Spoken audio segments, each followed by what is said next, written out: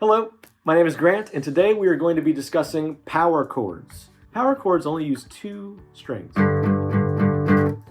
They're also usually our first movable shape that we're going to use. So the guitar, is generally anywhere from 18 to 24 frets.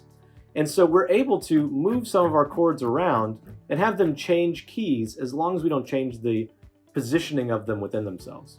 And we'll talk a little bit about how that works. But first off, power chords. These are very simple sounds. Sometimes when they're written down, they'll be called a 5 chord. So if we play an A power chord, it may be written as an A5. That's just the nomenclature for writing it down. And a power chord, again, doesn't have much information in it. It's only 2 notes, but it highlights a sound that gives enough information for our ear to fill in the rest. So very useful shape for starting to move around the fretboard and get this kind of fuller sound in. All right, so let's talk about that first power chord we're going to do. We're going to do it in the key of A, so an A5 or an A power chord. And we're going to first put our index on the 5th fret of the 6th string. Okay. Then we're going to put our ring finger on the 7th fret of the 5th string. Now when we play this, we only want to strum those 2 strings. This can be a little tricky at first. There's 2 ways to accomplish that. You can do a rest stroke, which is where you bring either your pick or your thumb onto the string right below where you're ending the chord. So if you're playing the 6th and 5th string, you're going to rest on the 4th. But you don't want to go too much further through because that's going to have some open chords in there. We don't want that. We want just the 2 playing up top. And so that's, again, an A power chord. The other way to make that motion work for you is to kind of scoop out with the pick. So instead of going straight down, I'm kind of scooping out and away after I play that 5th string. And I'm being dramatic, don't necessarily do it this big, but I'm kind of slightly going away from the instrument to accomplish getting just those 2 strings in there. So that's an A power chord. And the reason I know that is because the root note is being played with the index finger. And the root note is the name of the chord.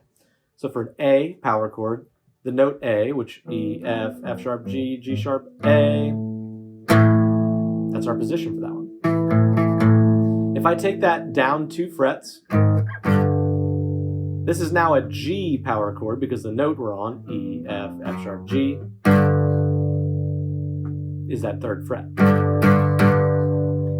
So that, again, knowing this, all we have to know is what note our index finger is on, and then we've got that chord. We don't have to know any other details about positioning or music theory or things like that. Just what note is my index finger on? That's now my chord. That's my power chord. And so let's do a little bit of that just on the 6th string. We're going to do a simulation of the song all along the Watchtower. And this is going to have the changes B, we'll call it B5 or B power chord, going to A5, going to G5. So on the 6th string, those notes are found on the 7th fret. So you'll have your index on the 7th fret, 6th string, ring finger on the 9th fret, 5th string. That's B5, and we're going to give that 2 strums and 2 beats of rest. So we'll go rest, rest. And in those resting periods, we're going to slide that shape down. Now I want you to really try and not move it. Don't like, oh, let me get to the next one and move all the fingers. Try and really keep that locked in the hand, just that one shape. So you go from B5 down 2 frets to the 5th and 7th frets, and that's your A power chord because that note is A.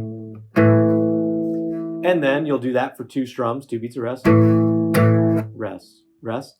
Then you'll slide down to the 3rd fret and the 5th fret, and that's G. 2 beats of rest. We'll go back up to A, 2 beats of rest, and then we'll hit B 1 time. So our total will be B twice, rest, rest, A twice, rest, rest, G, A, rest, rest, A, and B. Now, we're going to do that together much slower, but that's the timing of everything that we're doing. So let's try that again, starting on B5, the B power chord, 7th fret and 9th fret. Here we go, let's try it. 1, 2, 3, 4. B, 1, 2. Rest, rest. A, 1, 2. Rest, rest. G, 1, 2. Rest, rest. A, 1, 2. Rest, rest. B. Yeah. And so you can play that around. Again, you can loop this video too. Just go back a couple seconds and you can play along with me to this to get used to moving those chords around. And so that is, in a nutshell, power chords on the 6th string. But this exact same shape can be used on the 5th string and the 4th string. That's why it's an awesome shape. It doesn't change much. When you go to the 3rd string and the 2nd string, it changes and it just doesn't sound as full. So we tend to do these chords on the 6th, 5th, and 4th string root. Now, again, same pattern. Wherever our index finger is where that note is going to be played. So if we're on the 5th string and we're on the 3rd fret, so index on the 3rd fret, 5th string, ring on the 5th fret, 4th string. We only play those 2 strings, so you got to be, again, careful, either doing a rest stroke or pulling away from the instrument. That becomes a C power chord because A sharp, B, C, that's the note we're playing there. Now, a super popular example of doing both these back and forth is Smells Like Teen Spirit, the Nirvana tune. Now, the chords that he's playing there are F, which is the F power chord on the 6th string, the B flat power chord on the 1st fret of the A string. So same shape on 2 different strings. So let's try that with our same timing. 2 hits and 2 beats of rest. 1st fret, 1st fret, 4th fret, 4th fret. Here we go.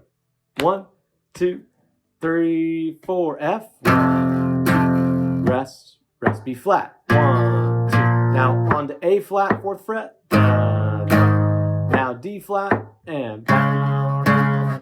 And that's not the only way to play a power chord. You can do it one additional way, and it just fills it in a little bit more. So let's go back to our A power chord. Index on the 5th fret, 6th string.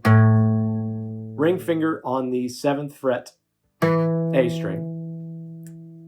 Now what you can do is add the pinky one more string below that, right below the ring finger. So in this case on the 7th fret. And now you can play those 3 together. And that's still a power chord, it's just a little more full. It sounds a little bigger. So I tend to do that when I'm doing my power chords. Sounds a little more full, a little bit better. It's a little bit tougher because you got to now use that pinky. But you can try out that shape as well. None of the rules change. Still the index finger note is where our root note is. So that's all I have for you today. To learn more about power chords and moving these shapes around the guitar neck, be sure to hop into a live class and we'll see you next time.